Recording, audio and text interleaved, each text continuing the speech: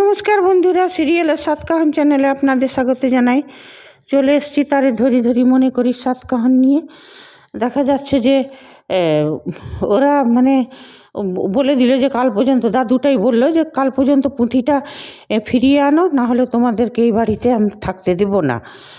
আর যখন রূপ বলল যে না, আমি কথা দিচ্ছি দাদা আপনাদেরকে বাড়ি ছেড়ে যেতে হবে না, আমি কথা দিচ্ছি ওই পুঁথি আমি নিয়ে আসবো। আপনি কিন্তু পুঁথিটা বিক্রি করে ঠিক কাজ করেননি, কিন্তু আমি চাই না আপনারা বাড়ি ছেড়ে যান, তাই আমি ওই পুঁথিটা কালকের মধ্যে নিয়ে আসবো ফেরত।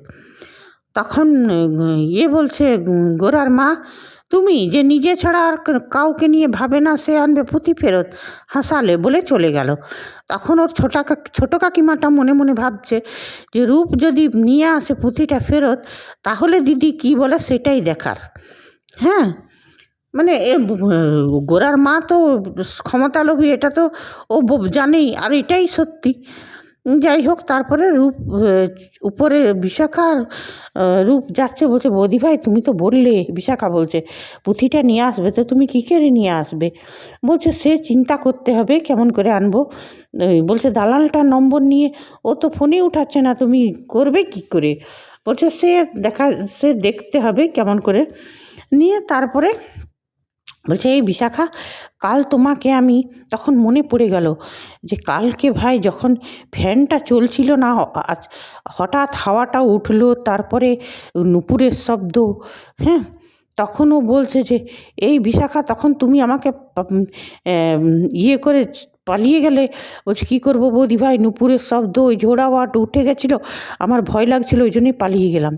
বলছে যে কিন্তু কাউকে বলো না, এই বৌদি ভাই কাউকে বলো না যে আমরা, এদিকে গোরা পেছন থেকে দাঁড়িয়ে আছে।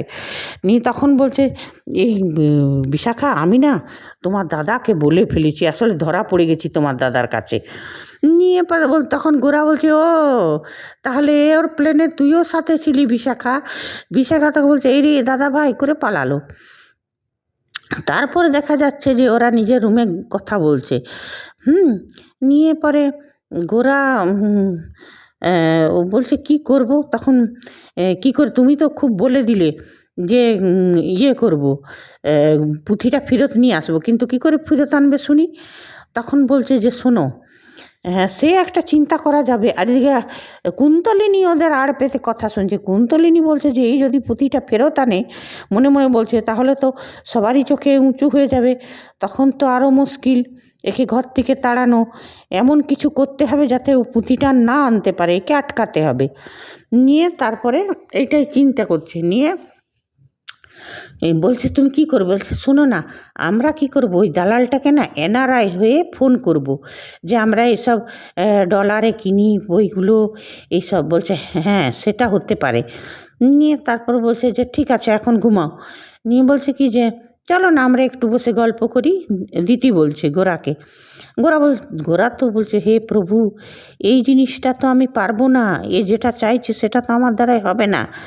তখন বলছে না আমার মাথা ধরেছে, করে শুয়ে পড়লো। দিতি ওকে দেখছে, আর কুন্তলিনী বলছে রে এই অদ্বিতীয়া তো গোরাদার প্রেমে পড়ে যাচ্ছে, এবার গোরাদার যদি ওর প্রেমে পড়ে যায় তাহলেই তো মুশকিল।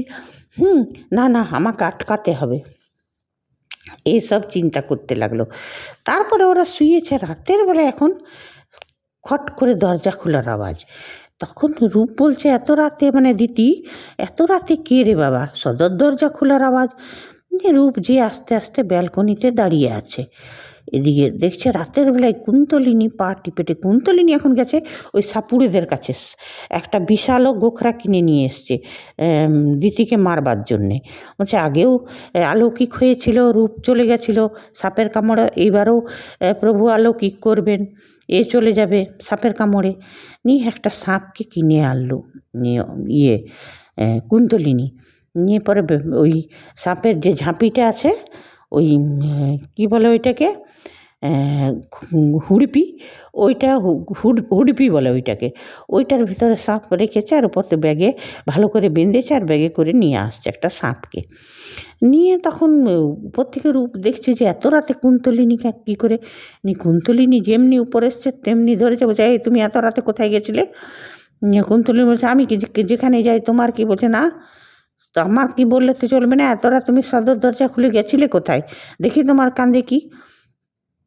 বলছে কেন, তুমিই তো আমাকে, তুই তো বলিস দিদি যে কারো পার্সোনাল জিনিস দেখা ইয়ে না, এখন তোর ম্যানার্সটা কোথায় গেল।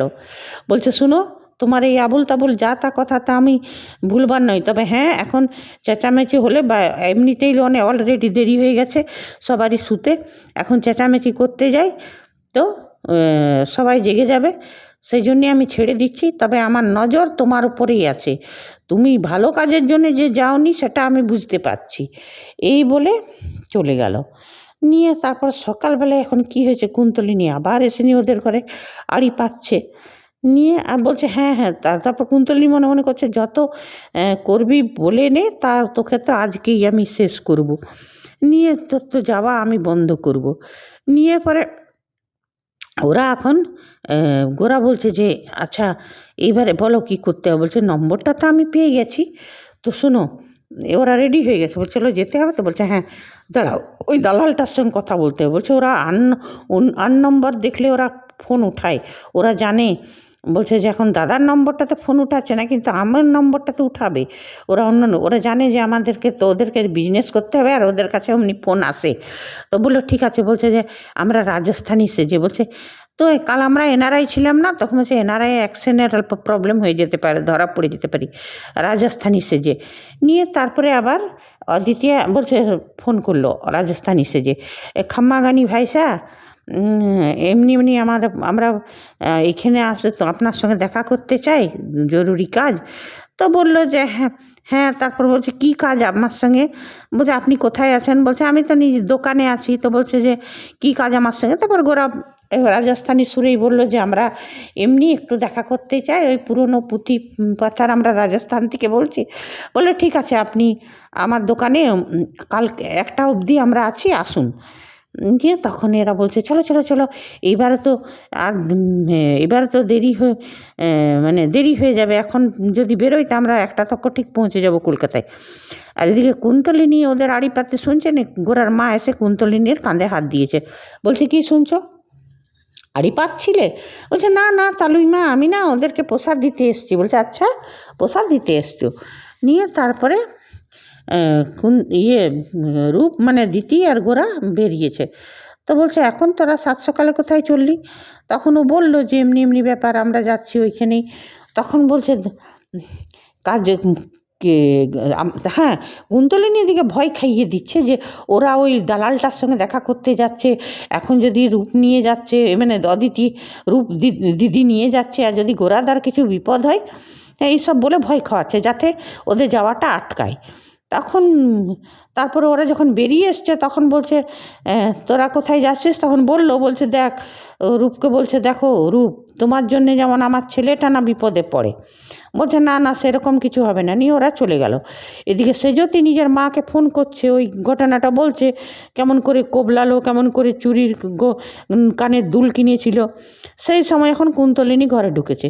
কুন্তলিনী বলছে ও দিদি, সেজ দিদি দাও না গো, ওই দালালটার নম্বরটা আমাকে দাও না গো। সেজ দিদি বলছে না না, আমি কেন দালালটার নম্বর দিব, আমার কাছে নেই। তা করতে বিশ্বম্ভর ঢুকেছে। নিয়ে বলছে ও বিশুদা, বলছে দাও না নম্বরটা। বলছে নম্বরটা দূর, আমারই ফোন উঠাচ্ছে না, তুই আবার ফোন করে কি করবি, আমারই ফোন উঠাচ্ছে না, কতবার ফোন করছি। বলছে দাও না, আমি দেখি ট্রাই করে। বলছে না না। নিয়ে তারপরে বলছে যা তো এখন মাথা খারাপ, তো সে যদি বলছে জল দাও, নিয়ে জল খেলো। বলছে যা তো এখন মাথা খারাপ করিস না, করে ভাগিয়ে দিল কুন্তলিনীকে। এবারে প্রমোতে তো দেখলাম কুন্তলিনী ইয়ে করতে গেল, সাপ ছেড়ে দিল ঘরে। তো সাপ তো গোরার বদলে, এই দিতির বদলে গোরাকে কামড়ে দিল। আবার মহাপ্রভুর কৃপা অলৌকিক, তারপরে ওকে গাড়ি চালিয়ে নিয়ে যাবে, দিতি বাঁচাবে। তবে হ্যাঁ, আমি যেটা রোজ বলি, গল্পটা খুব ইন্টারেস্টিং, অন্য সব সিরিয়ালের মতো নয়, এটা একটু আলাদা গল্প আর ভালো। হ্যাঁ, একবার দেখালো যেখানে বইগুলো রেখেছিল পুলস্ত, এটা তো বলতেই ভুলে গেছি, পুলস্ত রেখেছিল বইগুলো নিজের ঘরের টেবিলে। হঠাৎ রাতের বেলায় সেই ঝোড়ো হাওয়াটা উঠতে লাগলো, আর সেই ত্রিকালদর্শী সাধু যে ডমরুটা যে বাজে, হ্যাঁ, ওই ডমরুটা ডক ডক ডক ডক বাজতে লাগলো, আর বইটা পুঁথিগুলো ভাইব্রেট হতে লাগলো। নিয়ে তখন পুলস্ত বলছে, এটা কীরকম হচ্ছে? পুলস্তর ঘুম ভেঙে গেল, এই ভাইব্রেশনটা কোথা থেকে আসছে, আর এমনিই কেন উঠছে ঝোড়ো হাওয়ার মতন? ও অবাক পড়ে গেল। এবার দেখা যাক বইটা নিজে থেকেই মহাপ্রভুর ইসে আসে, না পুলস্তকে দোকানটাতে আবার ফেরত দেয়। এখন সেটাই দেখাই কেমন করে আসে।